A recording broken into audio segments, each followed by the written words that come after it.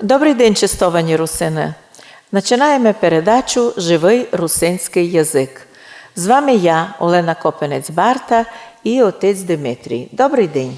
Добрий день, дай Боже, всім нашим братям-русинам і русинкам. Нинішня тема – документи з історії русинов 1938-1939 років. Многі люди знають за операцію Грюн, коли Германія розчленяла Чехословакію. Усі споминають за розчленення Чехословакії, але майже ніхто не говорить за те, на які части вона була поділена Берліном. У кожній історії і для кожної держави є свої відтінки, коли люди желають відкрити карти, а є, коли хочуть прикрити інформацію. І в договорах є офіційна договорна частина, потім секретні приложення. Так от, в історії про розчленення Чехословакії іменно Берлін своїм віденським арбітражем і Мюнхенським зговором розчленили мирну, демократичну державу Чехословакію, в якій ми, русини, мали своє місто. Мені завжди було дивно, чому історики, споминає про розчленення Чехословакії, в тому що недавно президенти держав виступають, учать своїх, толкують, споминає про розчленення, а ні словом не кажуть, так на які же части розчленилася Чехословакія. Ми відповідаємо нині, якби розкриває біле п'ятно. Ці три частини звучать так. Національна Республіка Чехії, Національна Республіка Словакії і Національна Республіка Русинов, Подкарпатська Русь.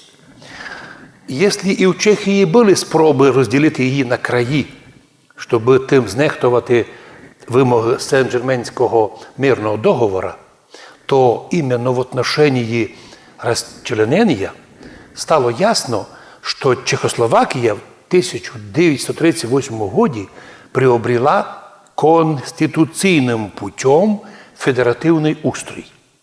І в ній з'явилися три автономні або окремі республіки, штати – Словакія, Чехія і Подкарпатська Русь. Так от, при упоминанні про розчленення Чехословакії кажуть, було розчленення Чехословакії, але не словом про Подкарпатську Русь. Я думаю, що то такий, як би повів по-нашому, який заговор. Українські історики мовчать про то. Російські мовчать, бо мовчать. Ви думаєте, навіть чеські історики мовчать. Діти у Чехії в школі не знають подробності Першої Чеської Республіки. У Словакії та сама картина. От я думаю, чому. Діло в тому, що із 1919 року Подкарпатська Русь стала суб'єктом міжнародного права. І ясно стало, що коли розчленилася Чехословакія, то як ми війшли в Чехословакію з правом на самоопределення, делегували часть Празі наших прав національних, то у 1938 році ми становимося повноправна, повноцінно сформована вже автономна республіка, Національна Республіка Русинов своїми державними школами русинськими, язиком русинським і так далі. Ми отримали право вже на, на завершення в апогеї державотворення формувати свою будущність. Но іменно ця інформація оказалася для многих людей небажана. Цю інформацію ніхто не хоче казати. Чому? Бо тоді треба сьогодні дати відповідь, а де ділася Подкарпатська Русь. Ми відповідаємо, вона не пропала, вона є. 29 июня 1945 года міжнародним договором про Закарпатську Україну, Подкарпатську Русь, Чехія і СССР отсоединили, тобто розчленили, або ми б повіли, дочленили Чехословакію і відділили однієї часть Подкарпатську Русь приєднали до Совєтського Союзу, конкретно до радянської соціалістичної України, або після війни Совєтський Союз дозволив словакам і чехам об'єднатися знову. І от вопрос. Почому нині чехи і словаки про то почти ніч не кажуть? Почому українські і російські історики не говорять про це прямим текстом? Я собі думаю, що є некий такий негласний зговор, не мюнхенський, а свій карпатський зговор, щоб не говорити про цю тему. Ми відповідаємо всім. Німці прекрасно розуміли, що 14 березня-марта 1939 року по тайному зговору і плану Грюн, розробленому Берліном, розпадалася Чехословакія провозглашенням незалежності Словакії від Чехії. Ну, а 14 марта у Хусті Августин Волошин, другий прем'єр-міністр Подкарпатської Руси, підкреслюю, другий прем'єр-міністр, об'явив на вулиці у мікрофон автономію Подкарпатської Руси, но оскільки прем'єр-міністр не об'являє автономію, то мусив робити парламент Сойм, то він таки казав, не з 14-ї, а завтра, 15 марта, збираємо Сойм Подкарпатської Руси, запомнимо це, бо кажуть, Сойм Карпатської України. Ні, Сойм Подкарпатської Руси мався зібрати 15-го, і там мали провозгласити уже незалежну державу, котра, удивительно, формувалася, що окремо, але не виходить з состава Чехословакії. Інтересний момент. До сих пор, на сьогоднішній день, не є точних доказів, що состоялося 15 марта. Сойм, парламент собрався, був він, а ще собрався, був ли він повністю законний, легітимний, були ли всі депутати на ньому, який час проводився, щось приймало, оскільки маємо у розсекретених тепер документах, які тепер сообщило і перше кабельне телебачення на днях, да, і вже у інтернеті є переведені тайні документи операції Грюн на українську мову, на русский язик і на русинський. Слідовательно, річ йде про те, що є телеграма, по котрій сам нібито Августин Волошин сообщає Гітлеру, що він хвалить Гітлера за освобождення, розуміється, від Чехії, і просить, щоб стати протекторатом Германії. Ми, звісно, думаємо, що ця телеграма, можливо, і була сформована пізніше, і, може, не відповідає дійсності. Тому що не є доказу, що був Сойм. Ведь газета «Нова Свобода», яка виходила кожен день, вийшла 16 марта і ні слова не упоминає про Сойм. Далі. Лише пізніше про Сойм почали говорити, уже пізніше, коли формувався Гарвардський проєкт в Америці. А до того часу інформації про це не було. І вспоминається лише у споминах, але документів не є. Дай фільм, на котрому учасники нібито того Сойма Подкарпатської Руси, котрий нібито проголосив незалежну Карпатську Україну, співають все-таки гімн Подкарпатській Русини «Оставте глибокий сон». Бо наші спеціалісти, котрі глухонімим диригують, переводять тексти, вони повіли, що по устам вони определяють, що іменно у тому фільмі люди співають гімн Подкарпатської Русини «Оставте глибокий сон».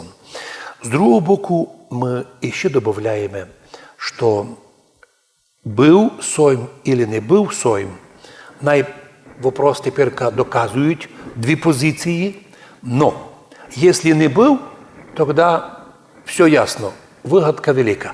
Но якщо був, якщо провозгласилася держава, і в Ужгороді є пам'ятник, де написано, що Августин Волошин – перший президент незалежної Карпатської України, то вопрос, де сиділа Карпатська Україна. Якщо її забрав Совєтський Союз, так це було порушенням незалежності. Це була вже держава незалежна. І вона не сміла бути знищена. Впрочем, як і без народа не можеться ніч міняти. Ми не маємо референдуму, по котрому Карпатська Україна проголосувала зняти з себе незалежність і войти в состав радянської України як безправна нікудишня Закарпатська область. Тобто, історики думають, вивозять свої аргументи, но розсекречені документи про операцію Грюн німцями і тепер американцями розкрили нам подлинну картину событий. Мы ще раз увидели патриотичное лице русинов, первого прем'єр-міністра Андрія Бродія, наших первих міністрів, з їх плюсами і мінусами, но это були дійсно люди грамотні і патріоти. Ми вспоминаємо це чудо, що починалася вже скоро світова Друга війна, а ми сформували свою республіку чудесним образом, не воєнними переворотами, не якимось нападами, а парламентським мирним путем.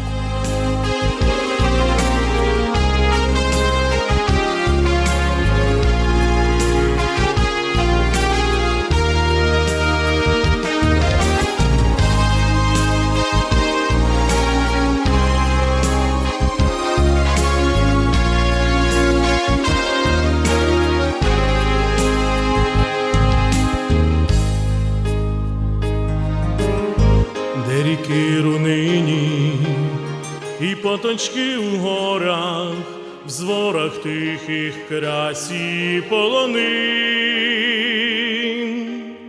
в сонячних долинах, у карпатських селах є народ із іменем русин.